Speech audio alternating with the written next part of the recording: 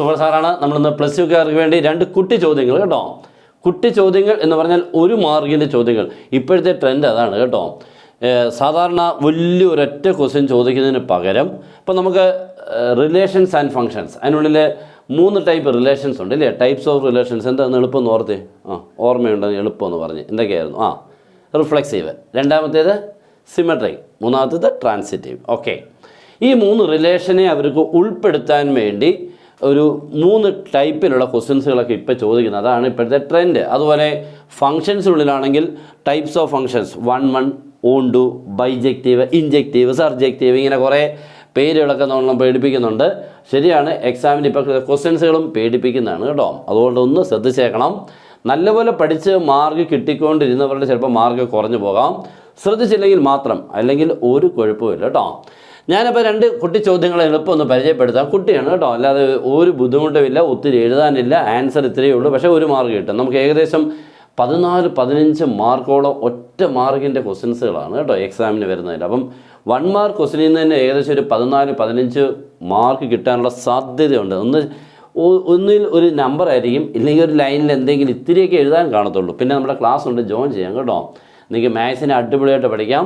Full mark വളരെ സിമ്പിളായിട്ട് പഠിച്ച് കിട്ടാൻ, മീൻസ് എളുപ്പത്തിൽ, നിങ്ങൾക്ക് ഒരു വലിയ ബുദ്ധിമുട്ടില്ലാതെ എളുപ്പം ഫുള്ള് കിട്ടുന്ന രീതിക്കുള്ള class, notes, equation booklet, question package, instructions എല്ലാം കിട്ടും. ഏതാണ് പഠിക്കേണ്ടത് നിങ്ങൾ പറഞ്ഞു തരും, അങ്ങ് പഠിച്ചാൽ മതി. ഓക്കെ, അതുപോലെ ജോയിൻ ചെയ്യാൻ നമ്മുടെ നമ്പർ 9846708540 കോൾ ചെയ്തോ, വാട്സപ്പിൽ മെസ്സേജ് അയച്ചോ, ജോയിൻ ചെയ്യാം, സ്റ്റാർട്ട് ചെയ്യാം. ക്വസ്റ്റ്യൻ എല്ലാവരും ഒന്ന് വായിച്ചേരെ.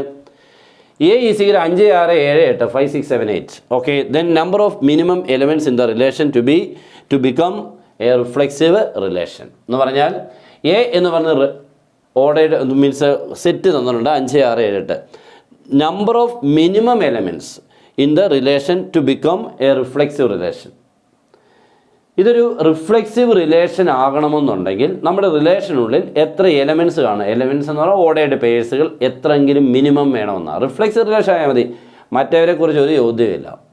ഇത് റിഫ്ലെക്സീവ് റിലേഷൻ ആകണമെങ്കിൽ ഏറ്റവും കുറഞ്ഞത് എത്ര ഓർഡേഡ് പെയറുകൾ, അതാണ് എലമെൻറ്റ്സ്.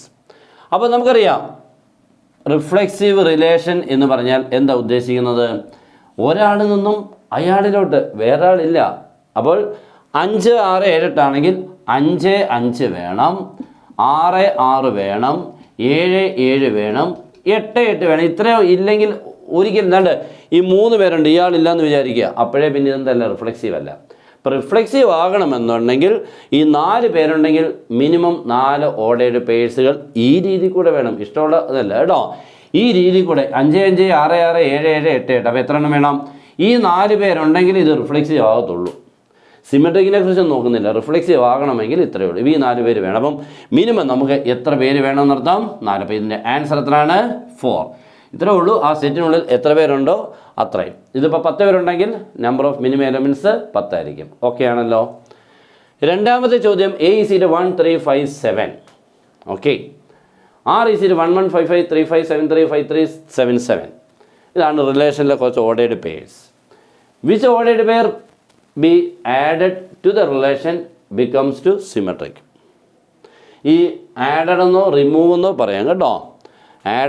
ആഡ് ചെയ്യാനോ അല്ലെങ്കിൽ എന്താണ് റിമൂവ് ചെയ്യാനോ പറയാം. ഏത് എലമെൻ്റ് ആഡ് ചെയ്താൽ, ഏത് ഓർഡേഡ് പേർ എന്ത് ചെയ്താൽ ആഡ് ചെയ്താൽ ഇതെന്തായിട്ട് മാറ്റാം? ഇതൊരു സിമെട്രിക് റിലേഷനായിട്ട് മാറ്റാം എന്നാണ്.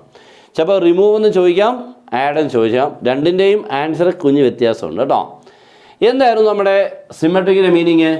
A to B element of R, അങ്ങനെയാണെങ്കിൽ B to A element of R ആയിരിക്കണം. എന്ന് പറഞ്ഞാൽ A എന്ന് പറഞ്ഞ ഒരാൾക്ക് B എന്ന് പറഞ്ഞിട്ട് ഒരാൾക്ക് എന്താ ബന്ധമുണ്ട് നമുക്കൊന്നും അറിയത്തില്ല, എന്തെങ്കിലും ആയിക്കോട്ടെ.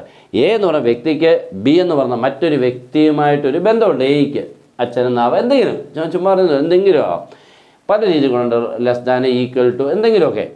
അങ്ങനെയാണെങ്കിൽ അതേ റിലേഷൻ ബിക്ക് എയിലോട്ടുണ്ടോ എന്ന് നോക്കണം. അതേ റിലേഷനാണ് പറയുള്ളൂ, പക്ഷേ ബി നിന്ന് എയിലോട്ടാണ്. അങ്ങനെ ഉണ്ടെങ്കിൽ അതെന്താവും? സിമെട്രിക് ആവും. ഇല്ലെങ്കിൽ സിമെട്രിക് അല്ല.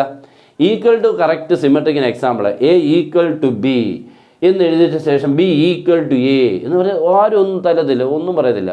ഓക്കെ, നീ പറയും ശരിയാന്ന് പറയും. But in the case of less than, A less than B, B less than A, തെറ്റാടാ, ശരിയാണോ അല്ലേ? A B യെക്കാളും ചെറുതാന്ന് പറഞ്ഞൊരു തിരിച്ചാ B A യെക്കാളും ചെറുതാണ്. ഇപ്പം 3 ലെസ് ദാൻ 5 ശരിയല്ലയോ? അങ്ങനെയാണെങ്കിൽ 5 <3 ആയിരിക്കുമല്ലോ. അയ്യോ അങ്ങനെ എഴുതാൻ പറ്റത്തില്ല, നമ്മൾ പറയും അല്ലേ? അപ്പോൾ ലെസ് ദാൻ എന്ന് പറയുന്ന റിലേഷൻ എന്തല്ല, സിമെട്രിക് അല്ല. അപ്പോൾ ഇവിടെ എന്താണ്, ഈ തന്നേക്കുന്ന ഓർഡേർഡ് പേഴ്സിനെ നോക്കിക്കൊണ്ട് ഇത് ഏതോ ഒരു ഓർഡേർഡ് പേര് കയറിയിട്ടുണ്ട്, സിമെട്രിക് ആവാതിരിക്കാൻ അവനെ കണ്ടുപിടിക്കാൻ, അല്ലെങ്കിൽ തിരിച്ച് ഏതെങ്കിലും ഒരു ഓർഡേർഡ് പേരിനെ കൂട്ടിക്കൊണ്ട് ആഡ് ചെയ്തുകൊണ്ട് ഇയാളെ സിമെട്രിക് ആക്കണം. ഇങ്ങനെ 2 രീതികളുള്ള ക്വസ്റ്റ്യൻ ചോദിക്കാം. ഇവിടെ ആഡ് ചെയ്യാനാണ് പറയുന്നത് കേട്ടോ. ഏത് ഓർഡേർഡ് പേർ ആഡ് ചെയ്താൽ ഇറ്റ് ബിക്കംസ് എ സിമെട്രിക്. അപ്പോൾ നമ്മൾ നോക്കേണ്ടത്, അപ്പോൾ 1 1 നോക്കണ്ട, 2 ഇതൊന്നും നോക്കണ്ട, സെയിം നോക്കുക വേണ്ട കേട്ടോ. ഇവരൊക്കെ വിട്ടുതരാം, അതൊന്നും നമുക്ക് സിമെട്രിക്കിന് വേണ്ടി നോക്കണ്ട. ഡിഫറൻ്റ് ആയിട്ടുള്ള ഓർഡേർഡ് പേർ നോക്കിക്കഴിഞ്ഞാൽ 3 5 ഉണ്ടെങ്കിൽ നിങ്ങൾ അതിനകത്ത് 5 3 കാണണം. അതാണ് അതിൻ്റെ ഉദ്ദേശിക്കുന്നത്. 3 5 ഉണ്ടെങ്കിൽ ആരെ കാണണം? 5 3. A to B ആണെങ്കിൽ B to A.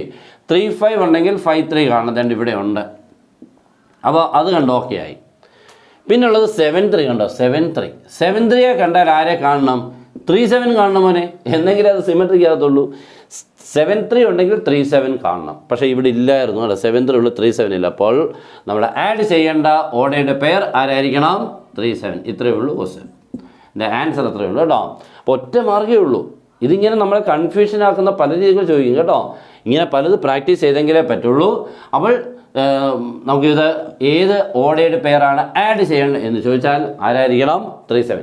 ഇനി ഏത് ഓർഡേർഡ് പെയർ റിമൂവ് ചെയ്താലാണ് ഇത് സിമെട്രിക് ആകുമെന്ന് ചോദിച്ചാൽ ഇവനെ അങ്ങോട്ട് റിമൂവ് ചെയ്താൽ മതി, ഒറ്റ കണ്ടോ. അവനെ റിമൂവ് ചെയ്താലും ഇതെന്താവും? സിമെട്രിക് ആവും. അപ്പോൾ ആഡ് ചെയ്യാൻ ചോദിച്ചാൽ ഇതിൻ്റെ തിരിച്ചുള്ളത് എഴുതണം, റിമൂവ് ചെയ്യാൻ ചോദിച്ചാൽ അത് തന്നെ എടുത്ത് കളയണം. That's all. ക്ലിയർ ആയല്ലോ? അപ്പോൾ 2 കുട്ടി ചോദ്യങ്ങൾ മാക്സിമം ഒന്ന് നിങ്ങൾ ഷെയർ ചെയ്യാൻ ശ്രമിക്കുക. കുട്ടികൾക്കൊക്കെ ഒന്ന് ഇഷ്ടപ്പെട്ടിട്ട് റിലേഷൻസ് കേട്ടോ. അപ്പോൾ എല്ലാവരും നല്ലപോലെ പഠിക്കുക. പിന്നെ നമ്മുടെ ക്ലാസ്സിൽ ജോയിൻ ചെയ്യാൻ ആഗ്രഹമുണ്ടെങ്കിൽ ഒട്ടും പഠിക്കേണ്ട. Good bye.